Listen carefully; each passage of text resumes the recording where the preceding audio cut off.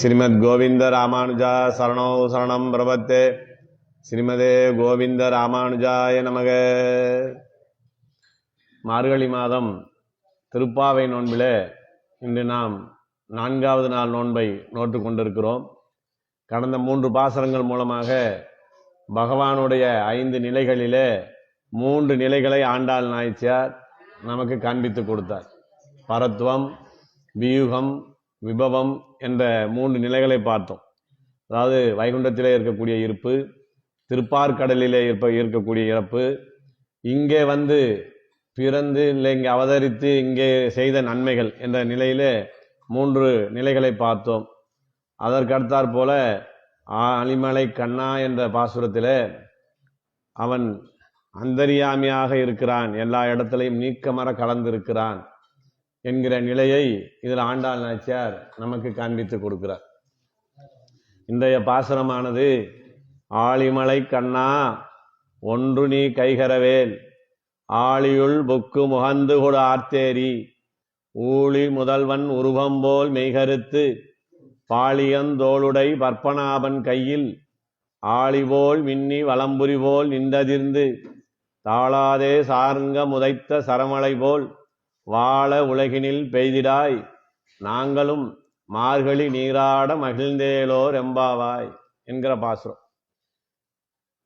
இந்த 3 நாட்களாக இந்த மார்கழி மாதத்தினுடைய சிறப்பென்ன, அதிலே நாம் நோக்கக்கூடிய இந்த திருப்பாவை நோன்பினுடைய மேன்மை என்ன, இதிலே யார் யார் ஈடுபட வேண்டாம், அப்படி ஈடுபடக்கூடியவர்கள் செய்யக்கூடியது என்ன, செய்யக்கூடாதது என்ன என்பதையெல்லாம் சொல்லி, அப்படி இருந்தால் பகவான் எவ்வாறு இங்கே அவதாரம் செய்து நம்மை எல்லாம் காக்கிறான் ரட்சிக்கிறான் என்கிற நிலையை நமக்கு சொல்லிக் கொண்டே வந்தார். இப்போ அந்த நோன்பானது தொடங்கி நடைபெற்று கொண்டு வருகிறது. இவர்களோடு இந்த ஆயர்பாடியில் இருக்கிற பெண்களோடு இங்கே வந்து இருந்து இதையெல்லாம் அனுபவிக்க வேண்டும் என்பதற்காக ஸ்ரீமன் நாராயணன் கண்ணனாக ஆயர்வாடியில வந்து ஆயர்குலத்திலே பிறந்து இவர்களோட இருப்பது மாத்திரமல்லாமல் இவர்கள் சொல்லுகிற வேலையெல்லாம் ஒரு ஏவலால் போல செய்து கொண்டிருக்கிறாரே. பகவானே இந்த ஆயர்பாடியிலே பிறந்து இவர்களுக்கு ஏவல் செய்கிறார், இவர்களுக்கு சொல்லக்கூடிய வேலைகளை செய்கிறார் என்றால் இது எவ்வளவு பெரிய ஒரு சிறப்பான நிலை என்பதை உணர்ந்த வருணதேவன் அப்போது பகவானே போய் இவர்களுக்கு கைங்கரியம் செய்கிறார் என்றால் நாமும் இவர்களுக்கு போய் கைங்கரியம் செய்ய வேண்டும் என்று ஆசைப்படுகிறார். அதனாலே நமக்கு நன்மை ஏற்படும் என்று நினைத்து இந்த ஆயர்பாடியில் இருக்க சிறுமிகளிடத்துல நான் உங்களுக்கு என்ன செய்ய வேண்டும் என்று கேட்கிறார். அப்போது அவர் சொல்லுகிறார்கள், நேற்றைய தினத்தில தீங்கின்றி நாடெல்லாம் திங்கள் மும்மாறி பெய்து அப்படின்னு நாங்கள் சொல்லியிருக்கிறோம். அந்த வார்த்தை பொய்யாக கூடாது. அதனால நீ என்ன செய்யணும்னா இந்த உலகம் செழிக்கக்கூடிய அளவிலே, வாழக்கூடிய அளவிலே, அழிவை ஏற்படுத்தாத நிலையிலே நீ மழையாக இங்கே பொழிய வேண்டும் என்று உத்தரவிடுகிறார். இந்த நிலையை நம்ம பார்க்கிற போது நமக்கே ஒரு சந்தேகம் ஏற்படும். இங்கே நோன்பு நோட்பதோ ஆயர்பாடியில் இருக்கக்கூடிய சிறுமிகள், அவர்கள் எந்த விதத்திலேயுமே ஞானத்திலே உயர்ந்தவர்கள் அல்ல. பக்தியிலே பகவானுக்கு அடிபணிய வேண்டும் என்ற நிலையிலே மாத்திரம்தான் உயர்ந்தவர்கள். இவர்கள் சொல்வதையெல்லாம் தேவர்கள் கேட்பார்களா அப்படிங்கிற ஒரு சந்தேகம் நமக்கு இங்க வரும். பகவானை அவன்தான் பரமாத்மா, அவன்தான் ஸ்ரீமன் நாராயணன், அவனே சர்வ ரட்சகன் என்ற நிலையிலே உணர்ந்தவன் தான் பிரம்மஞானி. இப்போ இங்க வந்து இந்த கோஷ்டியில கலந்திருக்கிறோம். நாமெல்லாம் பகவானே பரமாத்மா என்ற உண்மையை தெரிந்து இங்கே வந்து கலந்திருக்கிறோம். இங்கே வந்து நாம் கலந்து கொள்வதற்கு நம்முடைய முன்னோர்களாக இருந்த ஸ்ரீமான் கோவிந்தராமானுஜ சுவாமி இந்த விஷயத்தை இங்கே நமக்கு ஏற்படுத்தி கொடுத்தார்.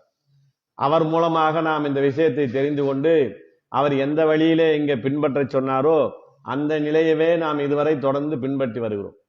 அப்போ இப்ப நாமெல்லாம் யாரு? பகவானுக்கு மிகவும் நெருக்கமானவர்கள், பகவானே தஞ்சம் என்று இருக்கக்கூடியவர்கள். இப்ப நம்மை போன்ற பாகவதர்கள் சொல்வதை தேவர்கள் கேட்டே ஆக வேணும். அவர்களுக்கு காணிக்கை செலுத்துகிறார்கள்.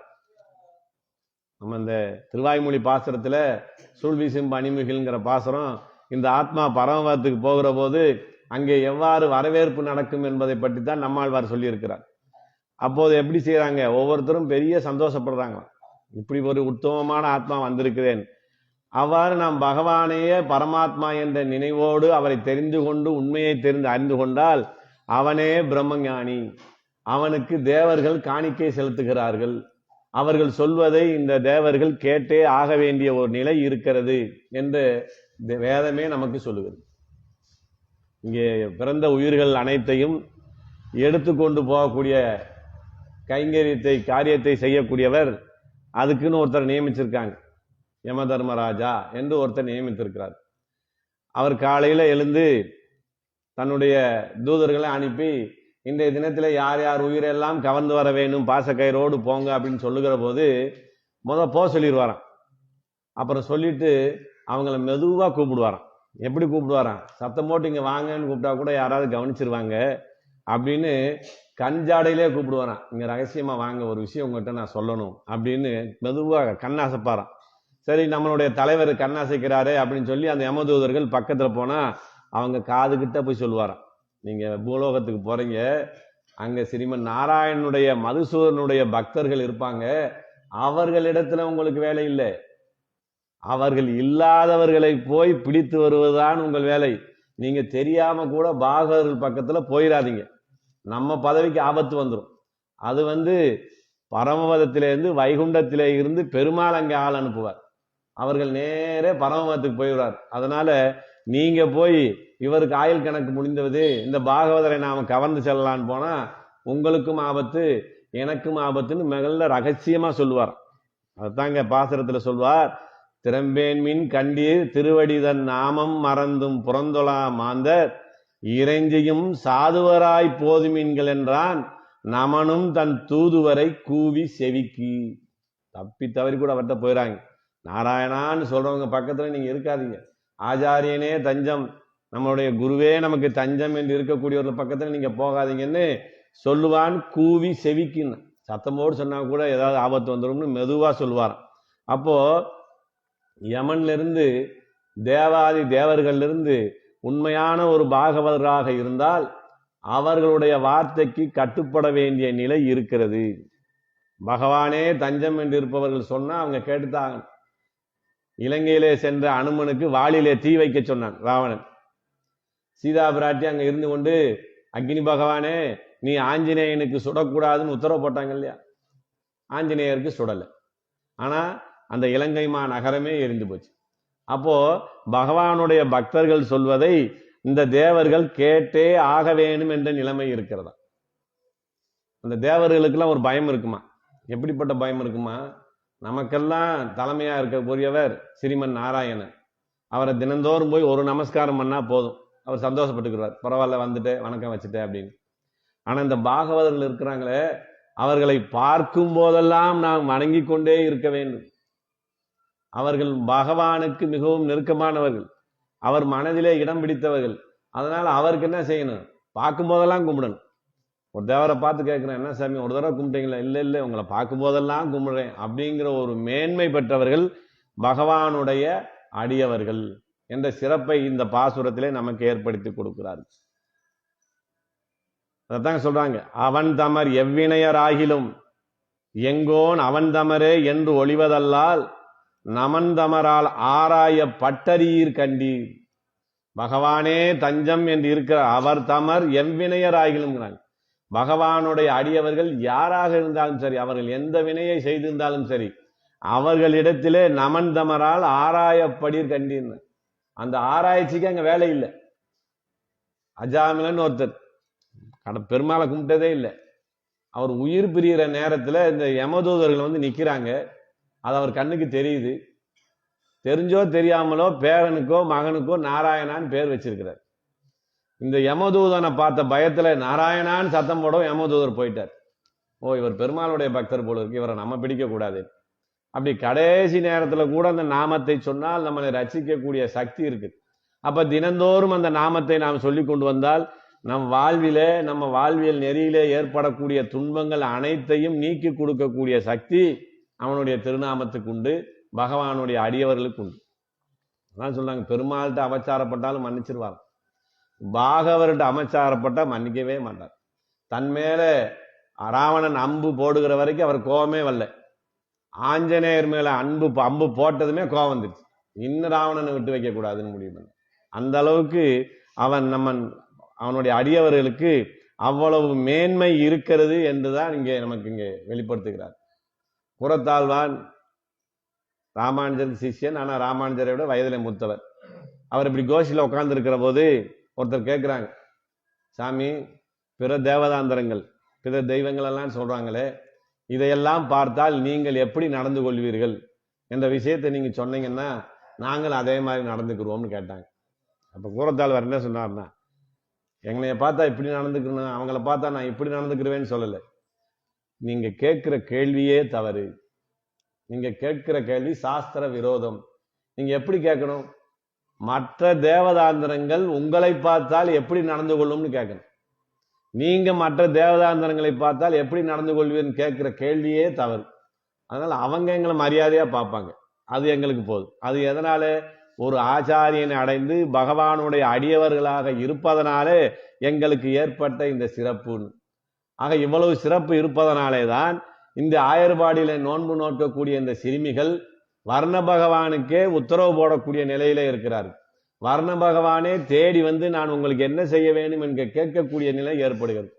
அப்போ நம்ம சிறுமிகள் தானே கேட்டாங்க, நமக்கெல்லாம் இல்லையா, நமக்கெல்லாம் வயசாயிருச்சேன்னு நினைக்க வேணாம்.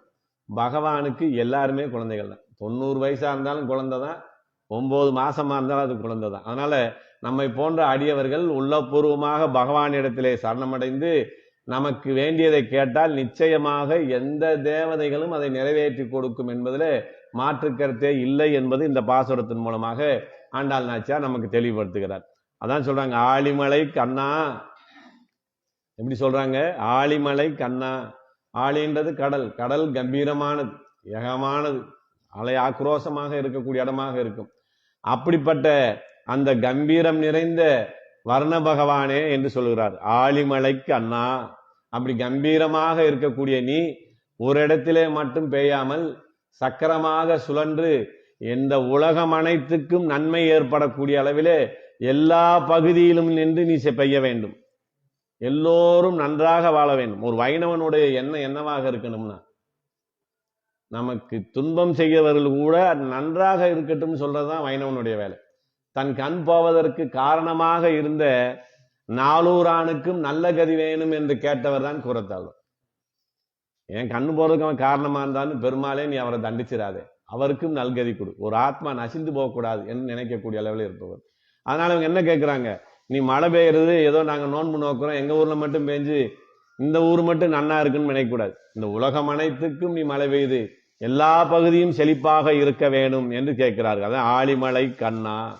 ஏன் ஆழிமலை கண்ணா? வர்ண பகவானே நீங்க சொல்லலாமே, அவருக்குன்னு ஒரு பேர் இருக்கு அப்படின்னு கேட்கிற போது, மலைக்கு கண்ணாக இருந்து நிர்ணயிக்கக்கூடியவன், அந்த மழை பெய்யக்கூடிய காரியத்தை நடத்தக்கூடியவன் என்பதனால இவர்களுக்கு அது ஆண்டாள் நாச்சியார் வியாக்கியானத்தில் சொல்லும் போது இங்க ஆச்சாரியர்கள் சொல்றாங்க, ஞானம் இல்லையா.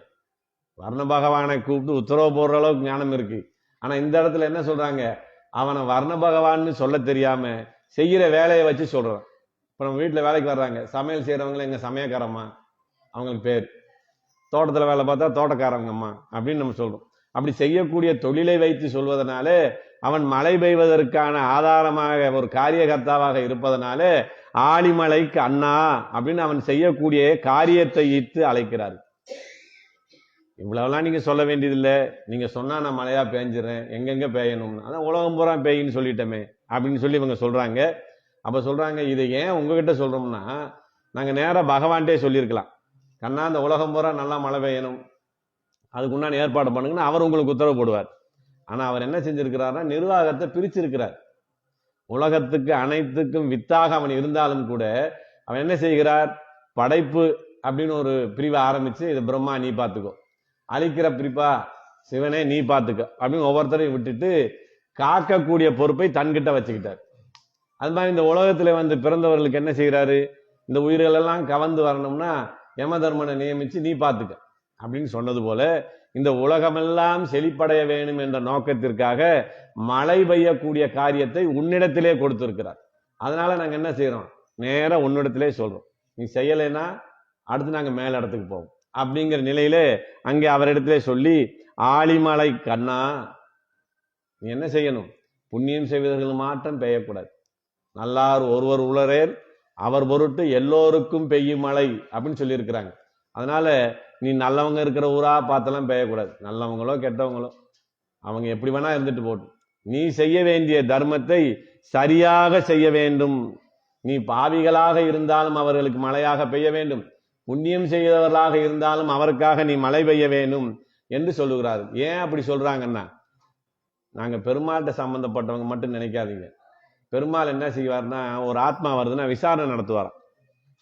இந்த ஆத்மா நல்ல ஆத்மாவா, இது ஏதாவது புண்ணியம் பண்ணி இருக்குதா, ஒரு பாகவதற்கு உதவி இருக்குதா, ஒரு அடியவர்களுக்கு உணவு போட்டிருக்கிறதா அப்படின்லாம் ஆராய்ச்சி பண்ணிக்கிட்டு இருப்பாராம். ஆனா பிராட் என்ன செய்வாங்களாம், வந்ததே பெருசு, வந்தவனுக்கு நல்லது பண்ணி விடுங்க அப்படின்னு சொல்லக்கூடிய பிராட்டி சம்பந்தப்பட்டவர்கள் நாங்கள்.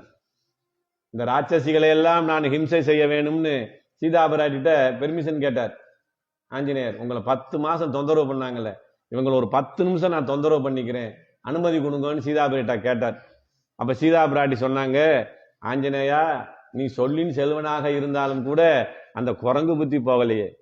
அந்த ராட்சசிகள்லாம் அவங்க இஷ்டத்துக்கே நீ தொந்தரவு பண்ணல, அவர்களுக்கு தலைவனாக இருந்த ராவணன் சொன்னா செஞ்சாங்க, அவங்களை நீ தொந்தரவு செய்யக்கூடாது என்று சொன்னது போல இங்கே இந்த கோஷ்டியார்கள் வர்ண பகவான் இடத்துல சொல்லுகிறார்கள். அப்படி சொல்லி, அப்படி இருக்கிற நீ எப்படி பயனும்? ஒன்றும் நீ கைகரவேல். ஏதோ அவங்க சொல்றாங்க, கடமைக்கு நம்மளும் போய் 2 சாரல் பேஞ்சிட்டு அப்படி வந்துருவோம். அம்மா நீ சொல்றீங்க, நானும் அவங்க மழையா பேஞ்சிட்டேன் அப்படின்னு கடமையெல்லாம் கழிக்க கூடாது. ஒன்றும் நீ கைகரவேல். உன்னிடத்துல எந்த ஒளிவு மறைவும் இல்லாமல், எந்த காழ்ப்புணர்ச்சியும் இல்லாமல் உண்மைத்தன்மையோடு நீ நின்று எல்லோருக்கும் மழையாக பெய்ய வேண்டும் அப்படின்னு பார்க்கணும். ஏன்னா நீங்க போய் எல்லாம் கணக்கு பார்த்துக்கிட்டு இருப்பீங்க. ஏன்னா உங்ககிட்ட ஒருத்தர் கணக்கு கேட்க மேல இருக்கிறார், அதனால நீங்க கணக்கு பார்ப்பீங்க. அப்படியெல்லாம் கணக்கு பார்க்க கூடாது. ஏன்னா எங்களுக்கு பிராட்டி எப்படி சொல்லியிருக்காங்கன்னா, இவங்களெல்லாம் ரசிக்கலாமா அப்படின்னு பெருமாள் கேட்கிற போது, இல்ல அவன்கிட்ட இந்த தப்பு இருக்கு இந்த தப்பு இருக்குன்னு பெருமாள் சொல்லிக்கிட்டு போறான். அவர் சொல்றான், அப்ப பிராட்டி சொல்லுவாங்களாம், இந்த உலகத்துல தப்பு செய்யாதவங்க யாரே இருக்கா? ஏதோ தப்பு செஞ்சுட்டு கூட நாராயணா கோவிந்தான்னு உங்ககிட்ட வந்து சேர்ந்து இருக்கிறாங்களே, நல்லது செஞ்சு விட்டுருங்க, வந்தவனை வெளியே விட்டுறாதீங்க அப்படின்னு சொல்லக்கூடிய அந்த பிராட்டியினுடைய சம்பந்தம் இருப்பதனாலே நீ பெய்ய வேண்டும். நீ பகவானுடைய உத்தரவுனாலே இப்ப மழையாக பெய்யவில்லை. அப்படி இருந்தா நீ பாவம் புண்ணியம் பார்த்து பெய்யணும். நீ இந்த அடியவர்கள் சொல்லி போய் பெய்கிறாய். பாரு, அள்ளி நேரத்துக்கு மட்டும் மழை பெய்ய சொல்லிட்டாங்க, தேனிக்கு இல்லை, பக்கத்துல இருக்க ஊருக்கு இல்லைங்கிற குற்றச்சாட்டு எங்க மேல வந்துடக்கூடாது. அதனால எல்லா இடத்திலையும் நீக்கமற நீ பெய்ய வேண்டும் அப்படின்னு சொன்னாங்க. அப்ப அவர் கேட்கிறாரு, நீங்க சொல்ற அளவுக்கு மழை பெய்யணும்னா நிறைய நான் ஜலம் எடுத்துட்டு வரணும், இந்த ஜலத்தை நான் எங்க எடுக்கணும்னு நீங்களே சொல்லுங்க அப்படின்னு சொல்லி கேட்கிறாரு. அப்ப அவங்க சொல்றாங்க, நாங்க சொல்ற அளவுக்கு நீ மழை பெய்யணும்னா ஏதோ ஒரு சின்ன குளத்திலேயோ ஏரியிலேயோ சின்ன நீர்நிலைகளே நீ நீர் எடுத்தால் பத்தாது. ஆனால் நீ எங்க போய் தண்ணி எடுக்கணும்? ஆழி உள்புக்குன்னாங்க. கடல்ல போய் மேலாக இருக்கிற தண்ணி எடுத்தா கூட பத்தாது, ஆழி உள்புக்குன்னாங்க. அந்த கடலுக்குள்ள அடி ஆழத்து வரைக்கும் போய் அங்கிருந்து அந்த ஜலங்களை பூரா மேகமாக நீ எடுத்து கொண்டு வந்து இங்கே மழையாக பெய்ய வேண்டும். அதான் ஆழி உள்புக்கு அப்படிங்கிறாங்க. அப்படி வரும்போது நீ எப்படி வரணும்? ஆர்த்து வரணும். கிராமடம் மூட்டுவார் போலேன்னு ஒரு பழமொழி இருக்கு. அப்பாவுக்கும் பிள்ளைக்கும் சண்டை வந்துருக்கு. அப்ப பிள்ளை என்ன பண்றாருன்னா, அந்த ஊர்ல இருக்க மடத்துல போய் படுத்துருவாங்க. அப்பாவுக்கு கோவம், போனா போறான் போ, நம்ம சொன்ன பேச்சு கேட்கல, எங்க போய் படுத்தான்னு விட்டுருவார். ஆனா அம்மாவுக்கு மனசு கேட்காது. நல்லா சௌரியமா சாப்பிடுவானே, ராத்திரிக்கு நல்லா சாப்பிடுவானே, மடத்துல சரியா சோறு போட மாட்டாங்களே அப்படின்னு என்ன செய்வாங்களா, அப்பாவுக்கு தெரியாம வீட்டுல இருக்க உணவெல்லாம் எடுத்துக்கிட்டு போய் அந்த மடத்துல போய் நேரா கொடுத்தா கூட மகன் சாப்பிட மாட்டான். மகனுக்கு ரோசம். அதனால என்ன பண்ணுவாங்களாம், ஒருத்தட்ட கொடுத்து விட்டு என் மகன்கிட்ட கொடுத்துருங்க, அவன் சாப்பிடட்டும் அப்படின்னு சொல்லி ஒளிஞ்சிருந்து அந்த தாய் பார்க்குமா. அதான் இராமடம் ஊட்டுவார் போலேன்னாங்க. நல்லது செய்யறது கூட ஒளிஞ்சு நின்று செய்யுது. அதே போல பெருமாள் என்ன செய்வார், சில நேரத்துல நமக்கு நல்லது செய்ய வருவாரு, நம்ம உதாசீனப்படுத்திடுவோம். இவருக்கு என்ன வேலை, இவனாலெல்லாம் முடியாது, நம்மளாம் முடிவு பண்ணுவோம். அப்போ அவன் நம்மளை கோபிக்க மாட்டாரான். அந்த ராமடம் ஊட்டும் தாய் போல வேற யார் மூலியமாவது கொடுத்து விட்டு அவன் நல்லா இருந்தா போதும் அப்படின்னு நினைக்கிற தாயுள்ளத்தோடு இருக்கக்கூடியவனால நீ என்ன செய்யணும், அப்படி ஒளிஞ்செல்லாம் வந்து இங்க மழையா பெய்யக்கூடாது, ஆர்த்து வர வேண்டும். நீ மழை வர போறங்கிற அறிகுறி இந்த உலகத்தாருக்கு முதலையே தெரியணும். கருமேகங்கள் கூடணும், இடி இடிக்கணும், மின்னல் வெட்டணும், மழை வரப்போதுன்னு எல்லாருக்கும் தெரிஞ்சு தயாரா இருக்கணும். அந்த நேரத்திலே நீ மழையாக பொழிய வேண்டும். அப்படி ஆர்த்து வர வேண்டும். எப்படி ஆர்த்து வர வேண்டும்னா, சீதா பிராட்டியை தேடி எல்லா பக்கமும் போனாங்க வானரசேனை. ஆனா போறப்பே தெரியும் ஆஞ்சநேயர் தான் கண்டுபிடிச்சிட்டு வருவாரு, வேற யாருனாலையும் கண்டுபிடிக்க முடியாதுங்கிறது எல்லாத்துக்கும் தெரியும். ஜாம்பவான் முதற்கொண்டு எல்லாம் இருக்கிறாங்க. அப்போ எல்லாரும் வந்து சேர்ந்துட்டாங்க. போனவங்க தேடி போனவங்க எல்லாம் நாங்க போன பக்கம் சீதா பிராட்டி இல்லை அப்படின்னு வந்துட்டாங்க. ஆஞ்சநேயரை மட்டும் காணோம். ஏன்னா அவருக்கு அங்க நிறைய வேலை. அங்க போய் பிராட்டியை பார்த்து பேசி அவங்க அப்புறம் கைது பண்ணிட்டு போய் அவர் அந்த ஊரெல்லாம் அழிச்சு நிறைய வேலை பார்த்து வந்ததுனால கொஞ்சம் தாமதம் ஆயிடுச்சு. இவங்க கடைசி நம்பிக்கை என்ன? வானரசேனைக்கு ஆஞ்சநேயர் எங்கேயாவது சீதா பிராட்டியை கண்டுபிடித்து வந்து விடுவார்னு தயாரா இருக்கிறாங்க. அவர் வராதனால இவங்களுக்கு மனசு வருத்தம். போன இடத்துல அவருக்கு ஏதோ ஆபத்து ஏற்பட்டு விட்டு போல இருக்கு. அதனால அவர் வரல. இனி யாரும் நம்ம உயிரோட ராமன் முன்னாடி போய் நிக்க கூடாது, நாம எல்லாரும் உயிரை மாச்சுக்கலாம் அப்படின்னு அவங்க ஒரு முடிவு பண்றாங்க. அப்படி அவர்கள் அதுக்கு தயாராகும் போது அங்க இருந்து ஆஞ்சநேயர் இலங்கையிலிருந்து வராராம். அப்படி வரும்போது இவங்களுக்கு அவர் வந்து நான் பார்த்துட்டேனா பார்க்கலையான்னு சொல்லல. சொல்றதுக்கு முன்னாடியே போன ஆஞ்சநேயர் திரும்பி வராருன்னா உறுதியாக நம்ம செய்தியோட வருவார்னு அப்படியே அங்க அவ்வளவு பெரிய சந்தோஷமா கோஷம் எழுப்பினாங்களாம். அப்படி அவர்கள் எப்படி கோஷம் எழுப்பினார்களோ அதை போல நீ ஆர்த்து வர வேண்டும் அப்படின்னு சொல்ற. ஆர்த்து ஏறி சும்மா புணுன்னு பெய்யற வேலையெல்லாம் வச்சுக்கிற கூடாது. நல்லா ஏறி அடங்கலாக பெய்ய வேண்டும். அப்படி வரும்போது நீ எப்படி இருக்கணும்னா, ஊழி முதல்வன் உருவம் போல் மெய்கருத்து. உன்னுடைய உருவம் எப்படி இருக்கணும்? கருமையான நிறமா இருக்கணும். உன்னுடைய கருத்த மேகத்தை பார்க்கிற போது எங்களுக்கு பெருமாளையே பார்த்தது போல இருக்க வேண்டும் அப்படின்னு சொல்றார். அப்படி வந்தா நான் அப்புறம் கணக்கு பார்க்க ஆரம்பிச்சிருவேனே பெருமாள் மாதிரி. பெருமாள் கணக்கு பார்க்கிறாருன்னு சும்மாதாங்க சொல்றோம். அவர் அப்படி கணக்கு பார்க்கிறவரா இருந்தா பாவம் செய்து தன் உடம்பிலே ஒட்டி கிடந்த ஆத்மாக்களுக்கெல்லாம் தேகத்தை கொடுத்து ஒரு பூமியை கொடுத்து நீங்க போய் கர்மவினியை கழிச்சிட்டு வாங்கன்னு சொல்லியிருப்பாரா? அப்ப அவர் இயற்கையாவே இறக்க சிந்தனை உள்ளவர் தான். இந்த பூமிக்கு வந்த பிறகு மேலும் தப்பு செய்யறானான்னு தான் அவர் கணக்கு பார்க்கிறார். அதனால நீ என்ன செய்யணும்? அவன் உருவம் போலே கருத்து வந்து இங்க நீ பெய்ய வேண்டும். உருவம் போல் மெய் கருத்து. மேகத்தை போல எம்பிரான் இருக்கிறானா, அந்த நாராயணன் போல மேகம் இருக்கிறதா என்கிற விவாதம் ஏற்படக்கூடிய அளவிலே மெய் கருத்து வர வேண்டும். உடனே வந்த பகவான் சந்தோஷம். ஓ, நம்மளை பெருமாளுக்கு இணையா சொல்லிட்டாங்களே, நீ பெருமாள் போல இருக்கேன்னு சொல்றாங்கண்ணே. பெருமாள் போல இருக்குன்னு சொன்னாங்க, பெருமாளே ஆயிட்டே நீங்க சொல்லல. அப்பதான் இங்க ஒரு விஷயம் சொல்றாங்களாம். பெருமாளுக்கே ஒரு சிக்கல் இருக்கு. இந்த ஏகாதசி விழாவில் ஸ்ரீரங்கத்துல ஒரு நாளைக்கு அவர் நாச்சியார் கோலத்துல வருவார். ஆண்டா தாயார் மாதிரி அலங்காரம் பண்ணிட்டு நாச்சியார் கோலத்துல வர்றார். அப்படி வரும்போது அவருக்கு ஒரு சின்ன எண்ணம் வந்துருச்சு, நம்ம அழகுல அலங்காரத்துல எந்த அளவுக்கு பிராட்டிக்கு குறையில்லாம அலங்காரம் பண்ணியிருக்கோமே, நம்மளை பாக்குறவங்க பிராட்டின்னு தான் நினைக்கணும் அப்படின்ட்டு வந்தாராம். அப்படி வரும்போது பட்டர் அங்க நின்று சேவிச்சுட்டு இருந்துக்கிறார். என்ன பட்டரை, எப்படி இருக்கு அலங்காரம், தாயார் மாதிரியே இருக்கனா அப்படின்னு கேட்டுக்கிறார். அவர் பார்த்துட்டு என்ன இப்படி கேள்வி கேட்கிறாரு, இவர்கிட்ட நம்ம எப்படி உண்மையை சொல்றதா? ஏன்னா கேட்கறது பெருமாள், என்ன செய்யலாம், இருந்தாலும் உண்மையை சொல்லிடுவோம் அப்படின்னு முடிவு. என்ன சொன்னாரு, அலங்காரம் எல்லாம் நல்லா இருக்கு, ஆனா அந்த கண்ணுல தாயார்ட்ட இருக்க கருணை இல்லையே உங்ககிட்ட, அதுல தெரிஞ்சு போச்சு நீங்க பெருமாள், நீங்க என்ன வேஷம் போட்டாலும் நீங்க தாயார் ஆக முடியாது அப்படின்னு சொன்னாரு. அத மாதிரி வர்ணபவான்ட்ட சொன்னாங்க, நீ அவனை போல மேனி கருத்துவான்னு சொன்னமே ஒழிய நீ பெருமாளாக ஆகிவிட முடியாது அப்படின்னு சொல்லி, ஊழி முதல்வன் உருவம் போல் மெய்கருத்து. இந்த உலகத்துக்கெல்லாம் யார் அடிப்படை காரணமாக இருக்கிறானோ அவன் உருவம் போல நீ மெய்கருத்து வர வேண்டும். அப்படி வரும்போது பாலியம் தோளுடைய, அழகான பலம் பொருந்திய தோள்களை உடையவனாக பரமாத்மா இருக்கிறான். எவனுடைய புஜத்தினுடைய நிழலிலே ஒதுங்கினால் நமக்கெல்லாம் பாதுகாப்பு என்று உலகம் கருதுகிறதோ அப்படி பலம் வாய்ந்த தோள்களை, அதன் பாலியம் தோல், பலம் வாய்ந்த தோல். ஏன்னா அந்த உலகத்தையே ரசிக்கணும்னா அவர் பலமா தானே இருக்கணும். அவனிடம் சென்றால்தான் நமக்கு பாதுகாப்பு என்று நாம் நினைக்கக்கூடிய நிலையிலே இருக்கக்கூடிய அந்த பாலியம் தோளுடைய பற்பனாபன் கையில்ங்க. ஏங்க பற்பனாபனை சொல்றாங்க அப்படின்னு சொல்லும்போது, இந்த உலகத்தை படைக்கும் போது முதல்ல அவர் படைச்சது பிரம்மாவை. தன்னோட கொப்புல இருந்து தாமரை மலரை ஏற்படுத்தி அதில் பிரம்மாவை ஏற்படுத்துறார். அப்ப பகவானுக்கு உறவு முறையில பார்த்தா பிரம்மா மகனாகிறார். ஒருவன் திருமணம் முடித்து தகப்பனாகிறான்கிற செய்தியை முதல்ல கேள்விப்படும் போது அவனுக்கு உள்ளூர ரொம்ப சந்தோஷமா இருக்கும். நாம தகப்பனாயிட்டோம், வாலிபனா இருந்தோம், திருமணம் முடிச்சு கணவனானோம், இப்ப நாம ஒரு பிள்ளைக்கு தகப்பனாக போறோம்ங்கிறது மிகப்பெரிய ஒரு சந்தோஷம். ஆனா அந்த சந்தோஷம் வெளிக்காட்டிக்கிற மாட்டான். மனசுக்குள்ள அவ்வளவு சந்தோஷம் இருக்கு, ஆனா வெளிக்காட்ட மாட்டான்.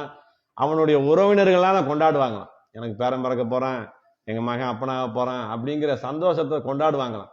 அதை போல பகவானுக்கு பிரம்மாங்கிற குழந்தை பிறக்கும் போது இவருக்கு உள்ளூர் சந்தோஷம், ஆனா அதை வெளிக்காட்டிக்கல, அவர் பாட்டுக்கு இருக்காரு.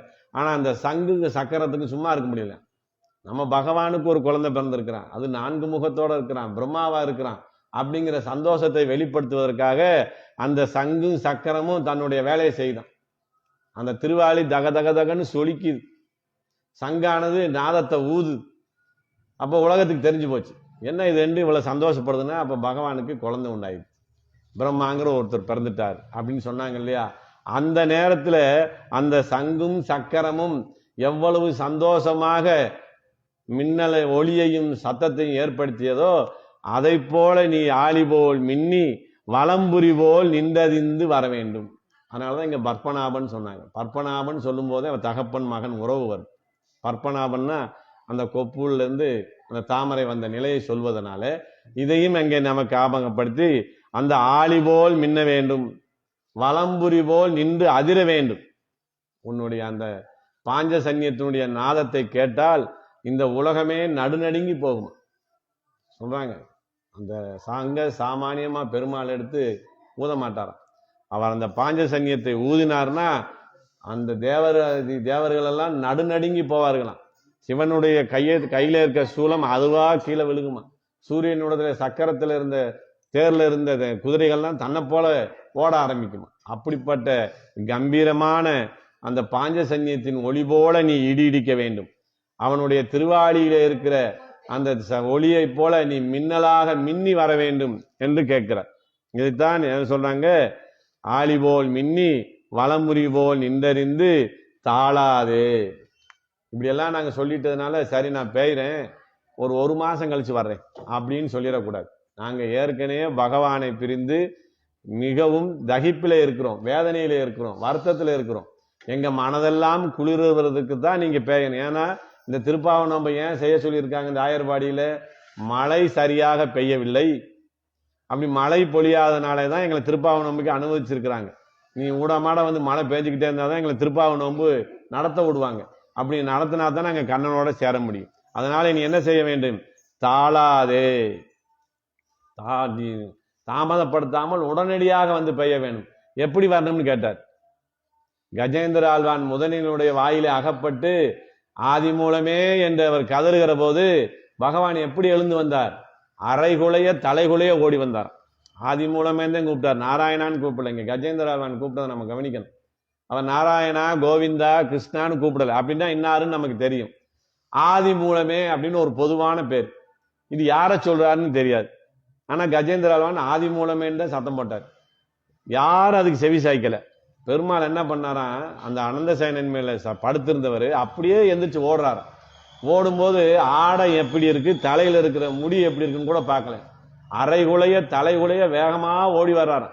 ஆதி மூலமேன்னு கூப்பிட்டானே கஜேந்திர ஆழ்வான், நாம தான் ஆதி மூலம்னு போய் நிரூபிக்க வேண்டுமேன்னு அவர் ஓடி வர்றார். இவர் ஓடி வர்ற வேகத்தை பார்த்துட்டு கடாழ்வான் ரெக்கையை விரிச்சு தயாரா இருக்கிறார். நம்ம மேல பெருமாள் என்னமோ அவசரமா வர்றாரு, ஏறட்டும் அவர் சொல்ற இடத்துக்கு நம்ம கொண்டு போய் விடலான்னு வேகமா ஓடி வந்த பெருமாள் என்ன பண்ணார், கடாழ்வாரை தூக்கி கக்கத்துல இடிக்கிட்டார். தூக்கிட்டு அப்புறம் வேகமா போறாரு. அப்ப கடாழ்வார் கேட்கிறாரு, ஏன் பெருமாளே என்னை விட்டுக்கு நான் மேல ஏறிக்கலாமே, நான் வேகமா போவேன்னு. நான் நினைக்கிற வேகத்துக்கு நீ போக மாட்டவா, உன்னை பிடிச்சிக்கிட்டே நான் போறேன்னு பெருமாள் எவ்வளவு வேகமாக வந்து கஜேந்திர ஆழ்வானை ரட்சகம் செய்தானே, அதை போல நீ தாளாதே வந்து இங்கு மழையாக பெய்ய வேண்டும். எப்படி பெய்ய வேண்டும், சார்ங்கம் உதைத்த சரமலை போல் பெய்ய வேண்டும். சார்ங்கம்ன்றது பகவானுடைய வில். அங்க இலங்கையில ராவணனை எதிர்க்கும் போது அந்த அம்புழா துணியில அந்த அம்புகள்லாம் பேசாம தான் இருந்ததான். ராமன் உத்தரவுக்காக காத்திருந்ததான். ராவணனை சம்ஹாரம் பண்ண வேண்டும், இந்த அசுரர்களை அழிக்க வேண்டும் அவர் நினைவோட ஒரு அம்பை தொட்டு எடுத்து அப்படி விட்டாருன்னா வைக்கிற போது ஒரு அம்பா இருக்குமா, அவர் இந்த சார்ங்கத்திலிருந்து வெளிப்பட்டு போனா லட்சக்கணக்கான அம்பாக போய் பொழியுமா. அப்படிதான் சொல்றாங்க, சார்ங்கம் உதைத்த சரமலை போல் பெய்யும். அவனுடைய வில்லிலே இருந்து எப்படி அம்புகள் புறப்பட்டு பெய்யுமோ அதை போலே நீங்க பெய்ய வேண்டும். சார்ங்கம் உதைத்த சரமலையாக பெய்ய வேண்டும். அப்படின்னு சொல்லி கேட்கிறார். அப்போ வர்ண பகவானுக்கு எவ்வளவு உத்தரவு போடுறாங்க பாருங்க. இவ்வளவெல்லாம் சொல்லி ஆலியுள் புக்கு முகந்து கொடு ஆர்த்து ஏறி ஊழி முதல்வன் உருவம் போல் மெய்கரித்து பாலியம் தோளுடைய பற்பனாபன் கையில் ஆலி போல் மின்னி வலம்புரி போல் நின்றதிந்து தாளாதே சார்ங்க முதைத்த சரமலை போல் வந்து பெய்ய வேண்டும். சரி, அப்படி பெஞ்சா என்ன நடக்கும் கேட்டார். நாங்களும் மார்கழி நீராட, நாங்கள் சிறப்பாக மார்கழி நீராடுவதற்கு நீ வந்து மழையாக பெய்தால் எங்களுக்கு ஒரு பிரயோஜனம் இல்லை, உனக்கு ஒரு பிரயோஜனம். இவ்வளவு 5 லட்சம் கோஷ்டிகள் கலந்துக்கிற ஒரு திருப்பாவை நோன்புக்கு ஏதோ நம்மனால முடிஞ்ச ஒரு உதவி, நம்மனால முடிஞ்ச ஒரு கைங்கரியம் செய்தோங்கிற அந்த எண்ணம் உனக்கு கிடைக்கிறதுக்கு தான் சொல்றோம். எங்களுக்கு ஒன்றும் தனிப்பட்ட முறையில இதுல பலன் இல்லை, உனக்குத்தான் பலன். ஆனால் நாங்களும் மார்கழி நீராட, நாங்கள் கண்ணனை கண்டு அவனோட சேர்ந்து அனுபவித்து நீராடி எங்களுடைய இந்த அவன் பிரிந்திருக்கக்கூடிய இந்த தகிப்பையெல்லாம் நாங்கள் குறைக்க வேண்டும். அதனாலே நீ எங்களுக்கு நீராடுவதற்கு உதவியாக மழையாக பெய்ய வேண்டும். அதான் சொன்ன கோட்டிய வில்லோடு மின்னும் மேக குழாங்கால் காட்டேன் மின் நிம்முரு என்னுயிருக்கு அது காலனேன்னு. அப்படி மின்னலும் ஒளியும் இடியுமாக வந்து உருவத்தை காட்டலைன்னா அது பார்க்காத அன்னைக்கு எங்களுக்கு உயிரே இருக்காதுங்கிற நிலையில இருக்கும். அதனால நீ வந்து இங்கே பெய்ய வேண்டும் என்று வர்ண பகவானுக்கு உத்தரவிட்டு இந்த உலகமெல்லாம் செழிப்பதற்காகவும் இந்த திருப்பாவை நோன்பு நல்ல முறையில் நடப்பதற்காகவும் இந்த திருப்பாவை நோன்பினாலே தான் இங்கே செழிப்பமாக இருக்கிறது என்று இந்த உலகத்தார் நம்பக்கூடிய அளவிலும் வர்ண பகவானே நீ வந்து இங்கே மழையாக பெய்ய வேண்டும் என்று இங்கே உத்தரவிடுகிறார்கள். இங்கே வர்ண பகவானுக்கு சக்தியாக அந்தரியாமியாக பெருமாள் தான் இருக்கிறார். அதனால இந்த இந்த பாசுரத்தில் நமக்கு அந்தரியாமியாக பெருமாள் இருக்கிறான் என்கிற நிலையை சொல்றார். ஏன்னா 5 நிலையை நம்ம சொல்லியிருக்கிறோம். பரத்வம், வியுகம், விபவம், அந்தரியாமித்துவம், அச்சாவதாரம்னு. ஏன் இந்த 5 நிலைகளை ஆண்டாள் நாச்சியார் நமக்கு காண்பித்து கொடுக்கிறார்னா, நம்மை போன்ற சாமானியர்கள் எளியவர்கள் ஞான குறைவாக இருக்கிறவர்கள் இந்த 5 நிலையில எந்த பெருமாளை நம்ம பிடிச்சிட்டா நம்ம காரியம் நடக்கும், அது நமக்கு தெரியணும் இல்லையா? அதனாலதான் முதல்ல 5 பெருமாளை சொல்லி 5ஆவதாக அச்சாவதாரமாக எளிமையாக இருக்கிற பெருமாளை நாம் பற்றலாம் என்று சொல்வதற்காகத்தான் இப்ப முதலிலே 4 நிலைகளை சொல்லியிருக்கிறார். அடுத்து வரக்கூடிய பாசுரங்களிலே பகவானை பற்றி சொல்ல இருக்கிறார். இன்று வர்ண பகவானுக்கு இந்த திருப்பாவை நோன்பு கோஷ்டியினர் உத்தரவிட்ட நிகழ்ச்சியை ஆண்டாள் நாச்சியார் நமக்கு தெரிவித்திருக்கிறார்கள் என்று சொல்லி நிறைவு செய்கிறேன். ஸ்ரீமதே ராமானுஜாய நமக.